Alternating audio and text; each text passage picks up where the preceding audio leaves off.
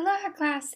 This week we're talking about strategy and human resources management. And one key aspect of strategy is that external analysis. And that's what we're chatting about in the discussion board this week. So I wanted to take the opportunity to talk a little bit about that external analysis. So on an ongoing basis, firms analyze those external opportunities and threats. You've probably heard of SWOT analysis for strengths, weaknesses, opportunities, and threats. The external analysis is that last two, those opportunities and threats. Within that category, we call that environmental scanning. And this is the systematic monitoring of major external forces which influence the organization, including forces in the business environment, the remote environment, and the competitive environment. Now, changes to this external environment have a direct impact on the way organizations are run and how people are managed. So today we're going to talk about these three different environments, the first being the business environment. Now, a firm's business environment consists of all of the external factors in the general environment. Factors a firm cannot directly control, but can impact their strategy. The remote environment is a part of that bigger business environment, and it includes forces that generally affects most, if not all, firms. And they are forces over which they are virtually no control over. So some examples of those would be economic and ecological changes. So changes in the economy, including anything that's general, regional, or even from a global condition perspective. For example, during economic booms, firms are more likely to expand. Another aspect that is going to impact the remote environment is the technical changes. Technical changes such as automation have a broad effect on businesses. For example, the internet has impacted businesses in nearly every institute and in nearly every country. For example, newspapers have had to adjust from print to digital to subscribers and adjust their sales and revenue strategies to match the new medium.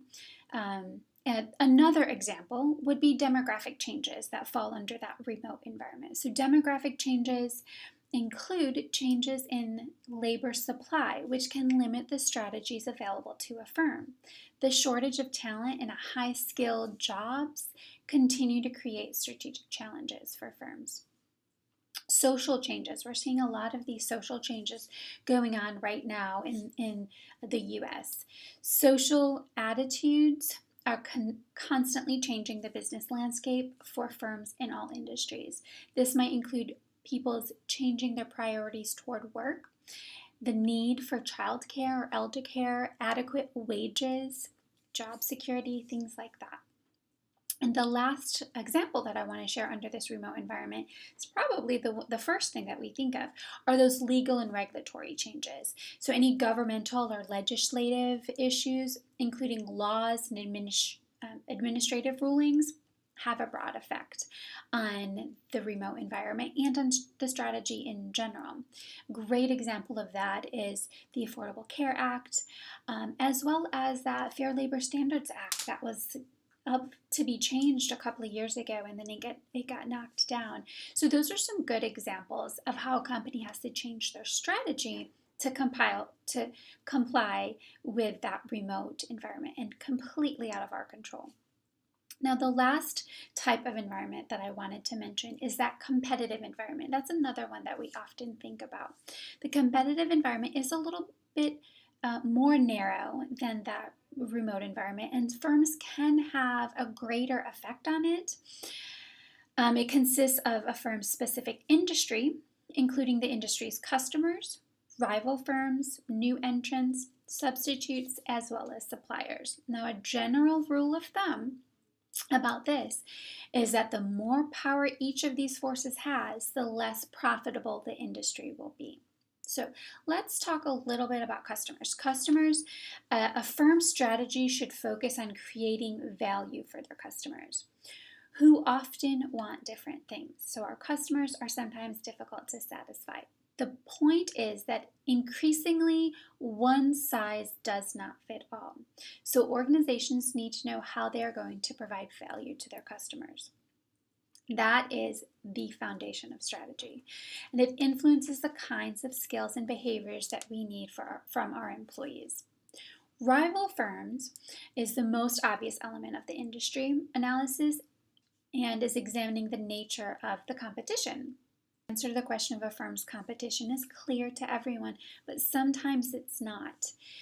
For many years, Toys R Us viewed its main competitors to be other toy stores.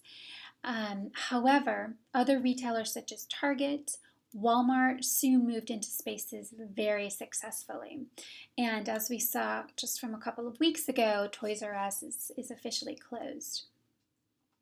New entrants is another great example that falls under this category, this competitive category. New companies can sometimes enter an industry and compete very well against those established firms, but sometimes they can't. To protect the position, many companies often try to establish entry barriers to keep new firms out of the industry. But when new firms do enter an industry, it is often because they have a different and perhaps better way to provide value to the customers. Again, it revolves all around the customers.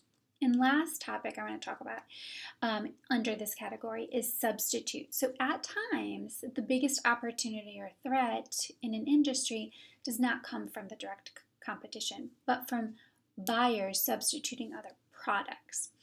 In the telephone industry, for example, people are increasingly disconnecting from their landline phones and instead using their mobile phones or voice over internet products.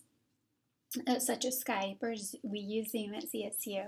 So those are some good examples that fall under that competitive environment that we may not have thought about. So as a reminder, our external environment, our environmental scanning is going to consist of the business environment, the remote environment, as well as the competitive environment.